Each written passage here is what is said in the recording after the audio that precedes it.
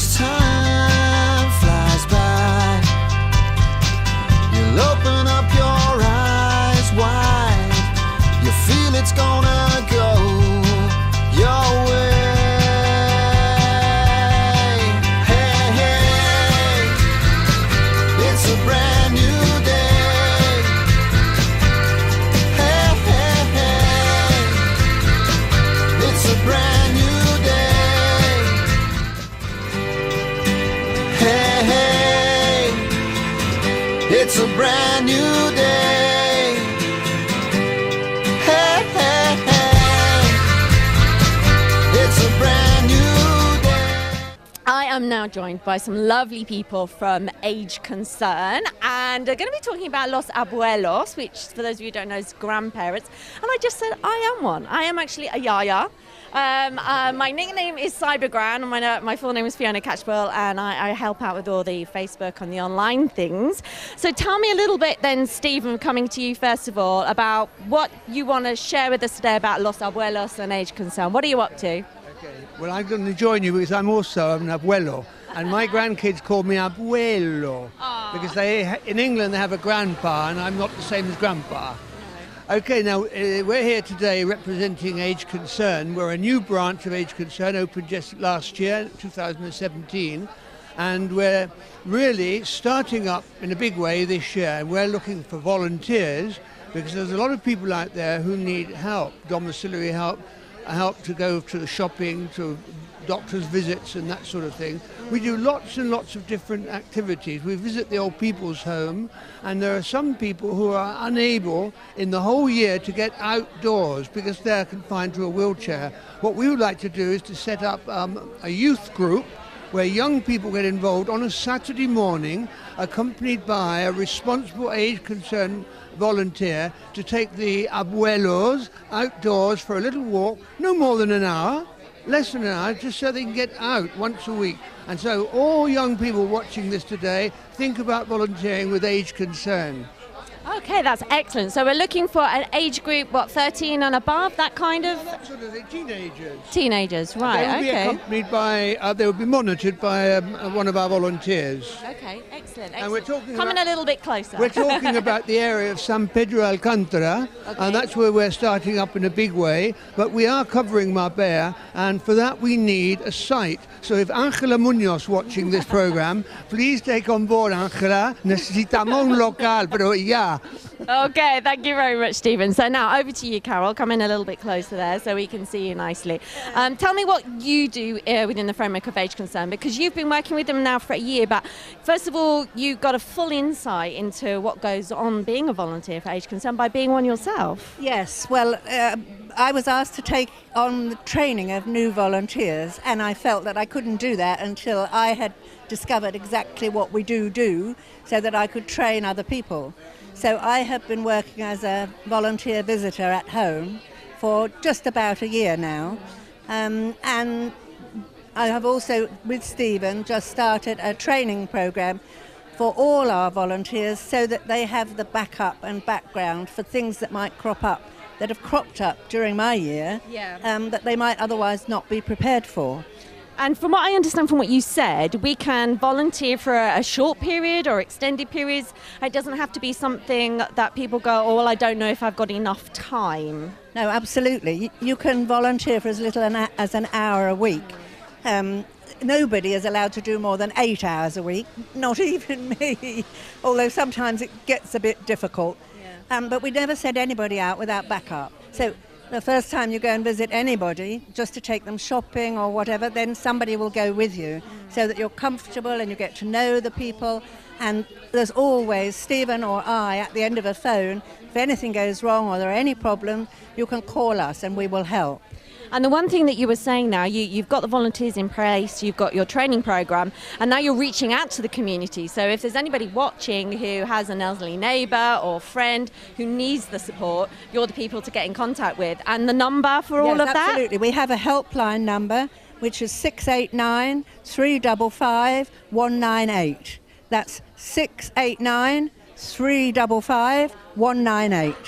And one of the things that will be happening that we're very grateful for the support of the Euro Weekly News is there is going to be 1 or 2 pages in their issue every week to connect volunteers. Fantastic. You know, the charities can say what you're looking for and people can apply, you know, so it's a lost and found kind of volunteer and charity situation. Yes, and also, I mean, it doesn't have to be people that need to go shopping. If people have got problems with their paperwork or collecting back pay from their old age pension, whatever it is, passports renewal, we can help do those things as well. Absolutely, sounds fantastic. Thank you very much for being here today and look forward to seeing you again very soon. Thank you.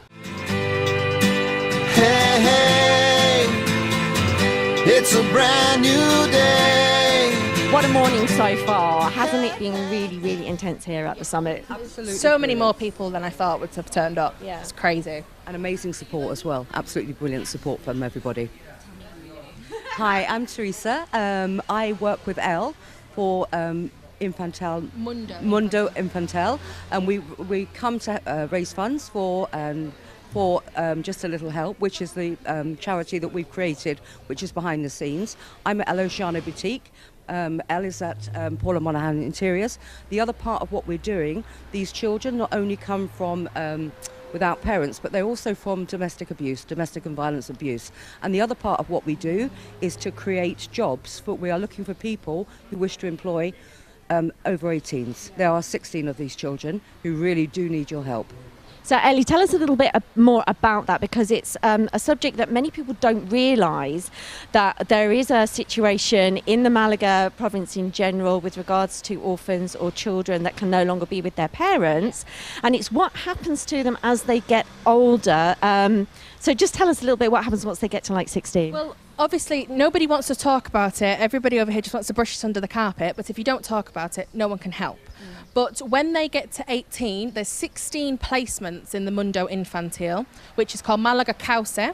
So there's 16 placements for the over 18s, where they get a year and a half to live in a shared accommodation, which is nothing to be desirable. It's just a shared apartment where they get their rent paid for and their electric bills paid for, which means that it's a bit like the UK job seekers. They have to be going out looking for jobs. If they don't, it's tough, you're out. There's only 16 places. We can't be having someone going, oh, well, I stayed in. That's it. You know, which is good. They're strict. But it's quite hard to find people and companies who want to take on, you know, children from these backgrounds, because you don't know them. They don't have a big CV behind them, or maybe they don't have a lot of academic, you know, in the past they haven't gone to good schools or anything like that. But these children get a year and a half to find jobs. Right. Once that year and a half's up, they leave with what's in their pocket, they go. So if that means that if somebody gets there, within 4 months they manage to start a job, they're getting minimum wage, whatever they're getting, but they're getting something in their pocket. They don't have to pay rent, they get to keep that. Then that means that when they leave, they might have a bit of money in their pocket that helps them to then find rent, so that then it doesn't mean that when they leave that year and a half, that's it, they're back on the street, no one's going to help them, there's nothing they can do. And I suppose because they don't have the family support or network, it is even more of a challenge for them. So do people, so like local businesses or people that are, you know, interested to help, how do they go about that now? Well, Cara from the Boardwalk, she was the first one that took on one of the children. She took one of them on in a chef position. She did. And he's going fabulous, you know, he's great. The good thing about these children is they want to work, they want to be out of the system, they want a good life, so they're so eager. You know, it's not like a posh child who can go back home and stay in their mum and dad's mansion. They need this job, they're happy to go there. But you basically, if you add us on Facebook, which is Just a Little Help, and it's the purple logo, and you can ask me any questions you want. Me and Teresa are there to help. And if you've got a business where you are looking for staff and you want to maybe try and help someone at the same time, then definitely give us a go. So it's a complete community approach, better together, and we're going to start making things like that happen for you. So thank you very much for being here today, ladies. Thank you very much, Fiona. Thank you very much, Fiona.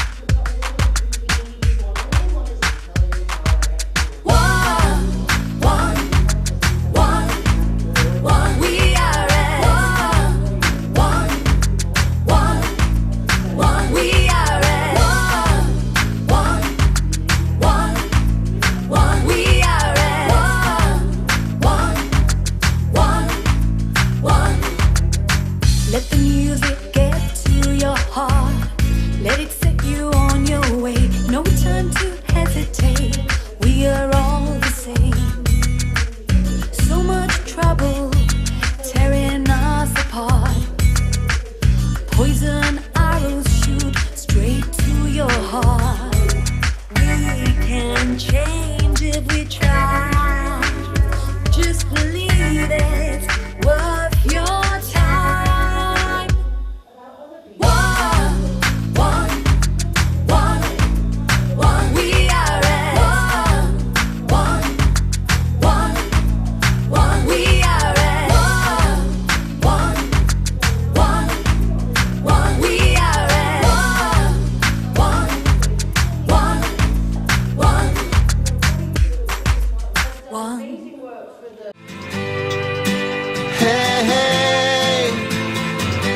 It's a brand new day.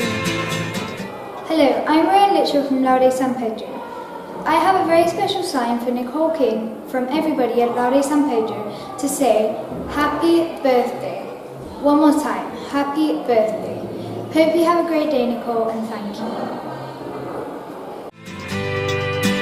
Hey, hey, it's a brand new day. Most of people know me, Vanessa van Camp, from the real estate. Now, out from that, become the Belgian Business and Community Club España.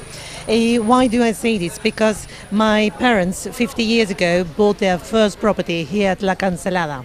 I came back, we had lots of things that went wrong, but also that were fantastic, fabulous. So I'm really a Spain lover, and I love Marbella.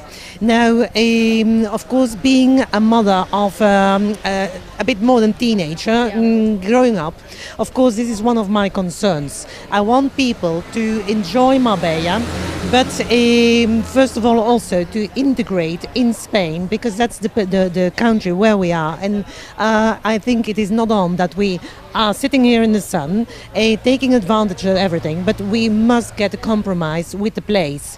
So that's the first thing. We have to bring something with us in order to enjoy everything that Marbella offers us. And one of the important things we've talked about is the Empadron, being part of the Empadron. And OT was here today with the guys from the town hall encouraging us to complete that form. Is that something we can do with homeowners, home buyers when they come here? Can that be part of the deal for real estate companies to suggest that? That's one of the things, so we give the complete service, make sure that they get all the paperwork, but convince them too that they are here to be part of the whole system, and that if they get inscribed, of course they have more rights, more advantages, because all services are done on base of the officially inscribed people. So if you only come for a couple of weeks, okay, fine, I can understand, but if you are here regularly, you should really get inscribed, because then you get all these services for you and your family. And for us that are really living here, of course we are concerned to get now things done for our teenagers, for the youth, that they are part of here, and that they get the values of life, not only the cliche type that we have from Marbella and going out, etc. So that's the part where really I feel concerned and want to be part of it.